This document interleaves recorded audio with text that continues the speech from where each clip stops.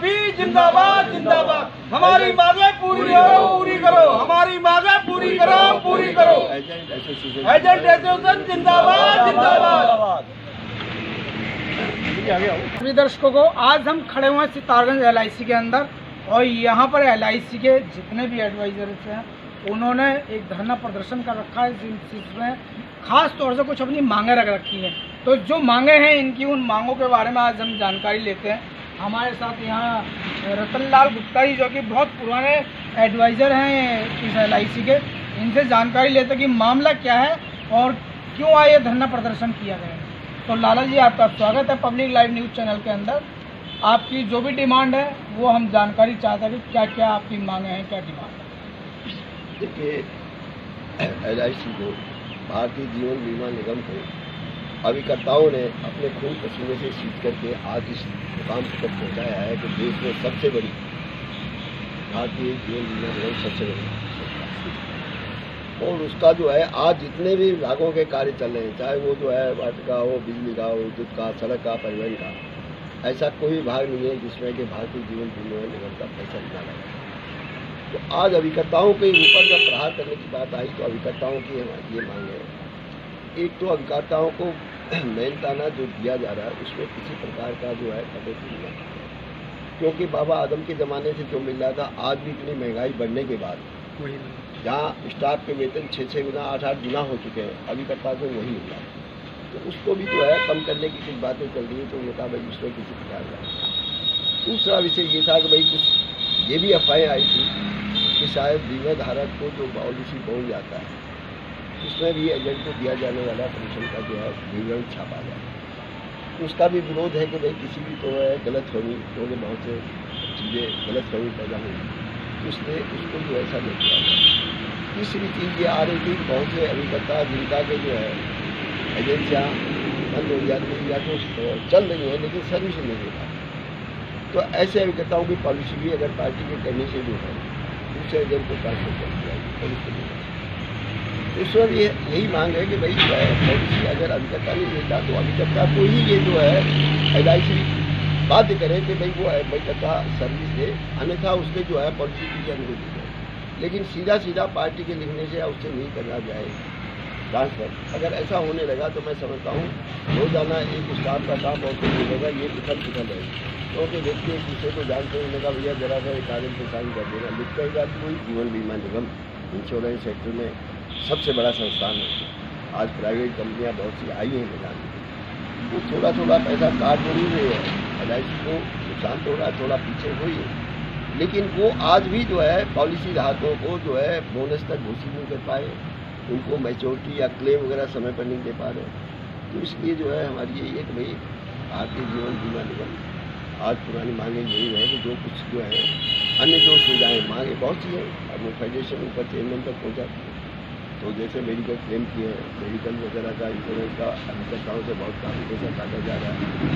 Insurance की वो बढ़ाई है, लेकिन प्रीमियम भी बहुत काफ़ी बढ़ा दिया, तो वो कम किया जाए, ग्रुप इंश्योरेंस की सीमाएँ बढ़ाई जाए, और बाकी जैसा भी बताया, बाकी ये सब चीज़ें जो है मांगे हैं फेडरेशन मांगा है, और आशा है कि भारतीय जीवन बीमा निगम भी उस पर विचार करके और अपना निर्णय लेगा।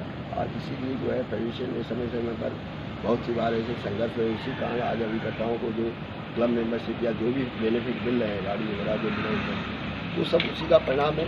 और आज भी अभिकर्ता जो है फेडरेशन के आह्वान पर पूरे भारत में उसमें आज आह्वान है, तो उसी के देखते हुए यहाँ के किसी शाखा से भी अभिकर्ताओं ने सुबह से अपना धरना दिया गया है, और आज कोई भी अभिकर्ता यहाँ बैठे हुए इसी के अभी कुछ दिनों पहले भी आपके द्वारा एक धरना विचार करने का द्वारा मिल रहा है, लेकिन अभी तक अगर पूरा हो जाता तो मैं समझता हूँ कि धरने की आवश्यकता ही कहाँ रहती। अगर फिर भी धरना देते तो गलत है, लेकिन धरना क्योंकि अभी तो वो 1-8 महीने की बात हुई है, ऐसे कार्यों में किसी भी मांग को मनवाने में साल 6-6 महीने भी लग जाते हैं, और सालों लगे थे। तब जाकर के सन 64 में फेडरेशन ने संघर्ष शुरू किया था, तब 71-72 में क्लब मेंबरशिप लागू हुई थी। उसके बाद जो है जितना भी जो है JHT वगैरह, ये सब बहुत समय लग गया। तो बहुत सी चीज़ें ऐसी है जिसमें कि समय लगेगा, लेकिन हर चीज़ को जो है कार्य करवाने के लिए भी संघर्ष करना पड़ता है। अगर कोई ये कहे कि एक बार हमने कर लिया और उसके बाद छुट्टी है तो फिर संघर्ष पूरा हो जाएगा। वेरी गुड, कार्ड दूँगा मैं, उसकी टेंशन मत। यहाँ रतनलाल गुप्ता जी जो कि बहुत पुराने एडवाइजर्स हैं LIC के, इनका कहना है कि बहुत सारी समस्याएं LIC के एडवाइजर्स की हैं। जैसे कि मेहनत करते हैं, काम करते हैं, फील्ड में जाते हैं, फील्ड वर्क करते हैं, उसके बावजूद भी उनका मेहनताना जितना होना चाहिए उतना नहीं मिल पाता है। अभी ऐसी भी मांग है कि जो एडवाइजर्स किसी पॉलिसी को करता है उसकी पॉलिसी कोई दूसरा एडवाइजर्स अपने लिए ट्रांसफ़र करा सकता है। तो अगर ऐसे एडवाइजर्स एक दूसरे की पॉलिसी को ट्रांसफ़र कराएंगे तो उसमें भी काफ़ी प्रॉब्लम्स हो जाएंगी। तो यहाँ हमारे साथ और भी रावत जी भी उपस्थित हैं, इनसे भी थोड़ा जानकारी लेते हैं। प्रॉब्लम है, इतने दिनों से आपने धरना दे रखा है, पहले भी आप एक बार धरना दे चुके हैं, तो मांगे क्यों पूरी नहीं हो रही हैं? देखिए, LIC बहुत पुरानी संस्था है हमारे हिंदुस्तान में, और दूसरा कि LIC एजेंट जो बिल्कुल ये समझिए कि LIC के साथ जो संस्था है उसके साथ कंधे से कंधा मिला के काम कर रहा है, चल रहा है। पहला कि क्या है कि हमारी ग्रेजुटी जो आज LIC ने 3 लाख रुपए की है उसको बढ़ाया जाए। 3 लाख रुपए में कुछ नहीं होता, ग्रेजुटी बढ़ाई जाए। सेकंड आता है कि हमारे जो क्लाइंट्स हैं, जो पॉलिसी होल्डर पूरे LIC के हैं, तो उनका बोनस रेट बढ़ाया जाए, बोनस उनका बढ़ाया जाए। थोड़ा बहुत बोनस दे के पॉलिसी मैच्योर हो जाएगी, वो ना हो जाए, पॉलिसी जो बोनस है वो बढ़ाया जाए। और चीज़ आती है जैसे हमारे यहाँ एजेंटों के लिए मेडिक्लेम पॉलिसी, मेडिक्लेम भाई हम लोग को पूरे परिवार को एक संरक्षित करें, मेडिक्लेम में हमें छूट दी जाए। मेडिक्लेम LIC द्वारा मेडिक्लेम का जो राशि डिसाइड किया इन्होंने क्लब मेंबरों के लिए, या अभी हमारे सीनियर वरिष्ठ बता रहे थे गुप्ता साहब कि टर्म यानी कि एक इंश्योरेंस जो दिया गया उसकी प्रीमियम बेशक ज़्यादा है, लेकिन वो भी अमाउंट कम है, वो भी बढ़ाया जाए। दुर्घटना है, घटना है, कोई दुखद घटना घटती है हमारे साथ, तो हमारे परिवारों को कौन देखेगा। तीसरा चौथा चीज़ आती है कि हम जैसे पोर्टेबिलिटी की बात हो रही है, हेडा कह रही आपका जो कह रहा IRDA कह रहा है कि हम इसको करने जा रहे हैं, मैनेजमेंट LIC कह रहा है कि अगर सही मतलब बोनस क्या नाम सॉरी आपका एजेंट अगर सही सर्विस नहीं दे रहा, सही काम नहीं कर रहा, तो उसको दूसरा सब्स्टिट्यूट कर दिया जाएगा। क्यों कर दिया जाएगा भाई? 10 साल से 15 साल से पॉलिसी कर रहा है और मान लो 25 साल का टर्म दिया गया है, तो उसको चेंज कर दिया जाएगा। क्यों? ऐसा नहीं, ये गलत है। हमारी बहुत सारी मांगें हैं, हम LIC संस्था जुड़े हैं, तो हमारा परिवार भी इसी भाई हम लोग जो मेहनत कर रहे हैं उसी के बेस पर चल रहा है। कई खर्चे हैं, कई चीज़ें हैं, और हम लोग को देखा है तो बहुत कम मिल रहा है, ये है। तो आपका बहुत बहुत धन्यवाद, चैनल आप आए। आप क्या लगता है सर आपको, आपकी डिमांड ये जो है जितनी मांगे हैं पूरी हो पाएंगी? देखिए, अभी तो ये कहते हैं कि ली अंगड़ाई है, आगे और लड़ाई है। हमारा ऑल इंडिया जो फेडरेशन है लिया की, वो इस चीज़ पे कर रहा, स्टेप ले रहा। अभी बॉम्बे मीटिंग हुई थी, आगे चल के आज हमारे बड़े भाई सुभाष सक्सेना जी बता रहे थे कि मद्रास में मीटिंग चल रही है। तो इस तरीके से कई वार्ता हेडा के साथ होगी, IRDA के साथ होगी, और जो LIC के जो हमारे इसके जो चेयरपर्सन है, जो चेयरमैन है, उनसे भी बात होगी, और हेडा के जो पांडा जी हैं उनसे भी बात होगी। और फिर गवर्नमेंट क्या डिसाइड करती, गवर्नमेंट को सोचना चाहिए कि भाई हम ये LIC के अगर एजेंटों को इस तरीके से लड़ाएंगे। हेल्थ इंश्योरेंस को कैशलेस करना चाहिए। उसके कारण न करने से कैशलेस वाली कंपनियों से लोग बीमा कराते हैं। अगर यहाँ पर किसी ने करवा भी लिया तो उसके बाद वो क्लेम जब करना पड़ता है तो कई महीने लग जाते हैं, और उसे जो है TPA जो है वो पता लगता है, कोशिश ये करता है किसी को ढेला ना मिले। और पार्टियों को ही नहीं, पार्टियों को तो कराने की बात छोड़ो, जो अभिकर्ताओं के लिए भी जो है मेडिक्लेम है, उनको भी कैशलेस की सुविधा नहीं है, और स्पाउस का बीमा है, लेकिन उसके बाद जब क्लेम किया जाता है तो कागज़ का बंडल इतना बनता है, और बाद में जो है देने योग्य नहीं कह करके वो निकाल देते हैं। जबकि सारे अस्पताल कागज निकाल के उसका भुगतान तो मैं भी हूँ, जिसको भी इतना होकर के 150 कागज देने के बाद भी। तो ये है कि अभिकर्ताओं को भी कैशलेस कार्ड देना चाहिए, और जो बीमा धारक हैं उनको भी हेल्थ इंश्योरेंस को कैशलेस ही करना चाहिए, ताकि उसको अगर अपनी जब कोई ऐसी घटना आ जाए तो वो अपना इलाज कहीं भी करवा सके। आज LIC का लिया हुआ व्यक्ति को तो पहले तो कर्जा कहीं से लेना पड़ेगा, तब इलाज करवा पाएगा। और प्राइवेट कंपनियों को आप कार्ड दीजिए, अस्पताल भी सबसे पहले पूछते हैं कोई आपका इंश्योरेंस कार्ड है क्या, तो कार्ड हो तो वो जल्दी करना चाहिए। तो ये बात है। दूसरा बोनस जो है आज जहाँ 78 तक पहुँच गया था, धीरे धीरे 37-38 तक आ गया है, उसको कम से कम बोनस के रेट को और बढ़ाया जाए, कम से कम जो है 50% तक तो ले जाया जाए, ताकि अभिकर्ता जो है कम से कम पॉलिसी होल्डर को आज जो है बैंक से भी बहुत ज़्यादा कम ना मिले। तो बोनस का दरें जो घटती जा रही है उसके कारण से लोग जो है एफडी वगैरह दूसरी चीज़ों की तरफ भागते हैं, तो उस चीज़ को भी विचार करेंगे। Very good. यहाँ रतनलाल गुप्ता जी का कहना है, जो कि पुराने एडवाइजर्स हैं, इनका कहना है कि बोनस रेट जो घटा हुआ है, घटाया भी गया है, उसको बढ़ाया जा रहा है। दूसरी चीज़, हेल्थ इंश्योरेंस को लेकर के भी प्रॉब्लम्स हैं। इंश्योरेंस करा लेते हैं लेकिन कैशलेस की प्रॉब्लम है वहाँ पर। तो ऐसी बहुत सारी समस्याएं हैं जो यहाँ LIC में एडवाइजर्स को झेलनी पड़ रही हैं, और इन्हीं समस्याओं को लेकर के आज यहाँ पर LIC फील्ड के अंदर बैठे हुए हैं कि इनकी मांगें पूरी होनी चाहिए। इनकी मांगें पूरी होनी चाहिए। पहले भी एक बार धरना प्रदर्शन ये लोग कर चुके हैं, लेकिन अभी तक कोई आश्वासन नहीं मिला, और आज फिर से ये बैठे हुए हैं, अभी भी कोई आश्वासन नहीं मिला है। लेकिन हमारे जीवन सिंह रावत जी का कहना है कि अभी तो ली अंगड़ाई है, आगे और लड़ाई है। ऐसी लड़ाइयों को लड़ने के लिए सालों साल लग जाते हैं। अगर हमें बार बार धरना प्रदर्शन करना पड़ा तो हम तैयार हैं, और धरना प्रदर्शन करने से पीछे नहीं हटेंगे, अपनी मांगों को मनवा कर रहेंगे। आप देख रहे हैं पब्लिक लाइव न्यूज़ चैनल से अपने सहयोगी राहुल वर्मा के साथ अश्विनी दीक्षित की खास रिपोर्ट। धन्यवाद। देखिए, ऐसा है, कुछ चीज़ें इनके लीडर्स की डिमांड है।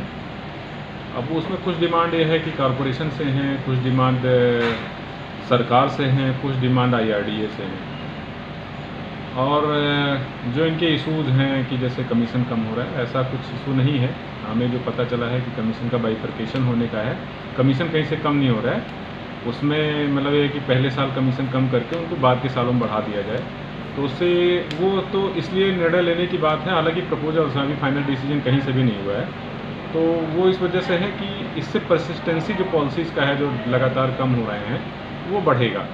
एजेंट को भी इससे फ़ायदा है। कई बार कुछ चेंजेज ऐसे होते हैं कि कोई भी चेंज जब आता है तो कुछ लोग होते हैं उन चेंज को बड़ी जल्दी एक्सेप्ट कर लेते हैं, और कुछ लोग होते हैं जो उस चेंज को जल्दी एक्सेप्ट नहीं कर पाते हैं।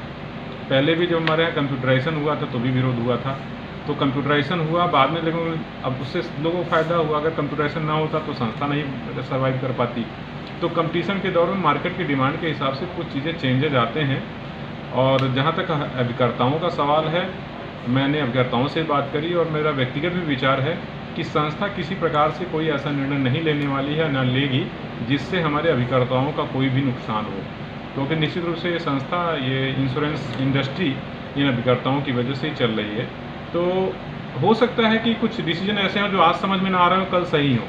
जैसे एक ऑनलाइन प्लेटफॉर्म आनंदा है, उसका भी विरोध हो रहा है, लेकिन मार्केट की डिमांड है आने वाले टाइम में, तो आनंदा से पॉलिसी डिजिटलाइजेशन की तरफ, जो डिमेटलाइजेशन की तरफ बात चल रही है, उसका भी विरोध हो रहा है। तो उसमें यह है कि जो हमारा पेपर का यूज है वो ख़त्म, एक तरह से ख़त्म सा हो जाएगा, बहुत कम हो जाएगा। तो अगर देखा जाए इन्वायरमेंट के हिसाब से, इकोनॉमी के हिसाब से, और सेफ्टी और हमारे स्टोरेज के हिसाब से भी, कि जो हमारे डॉक्यूमेंट्स हैं वो सेफ़ रहेंगे, कस्टडी में रहेंगे, तो वो उन पॉइंट ऑफ व्यू से भी वो अच्छा है। कुछ चीज़ें इनकी पर्सनल डिमांड है कि ग्रेच्युटी बढ़ाई जाए, और जो है मेडिक्लेम का है, हाँ वो कॉरपोरेशन को देखना है। और जैसा भी निर्णय आएगा समय के हिसाब से तो देखा जाएगा। वो तो सेंट्रल बॉडीज़ को और हमारे जो केंद्रीय कार्यालय हैं उनको निर्णय लेना है। शाखा स्तर और मंडल कार्यालय, क्षेत्रीय कार्यालय का कोई विषय नहीं है जो इनकी मांगे हैं। ये अपनी यूनियन को सपोर्ट देने के पॉइंट ऑफ व्यू से बैठे हुए हैं। मेरे फिर भी आपके चैनल के माध्यम से अपील होगी अभिकर्ताओं से कि ये ज़रूर ध्यान में रखें कि संस्था जब से बनी है तब से आज तक संस्था ने कोई भी ऐसा निर्णय नहीं लिया है जिससे अभिकर्ताओं का कोई भी नुकसान हो। और ये भी आप विश्वास रखें कि ऐसा कोई भी निर्णय लिया भी नहीं जाएगा जिससे अभिकर्ताओं का नुकसान हो। तो आप खुल के हो, और ये भी आप विश्वास रखें कि ऐसा कोई भी निर्णय लिया भी नहीं जाएगा जिससे अभिकर्ताओं का नुकसान हो। तो आप खुल के काम करें, बढ़िया से, मन में किसी प्रकार को भ्रम को मत रखें।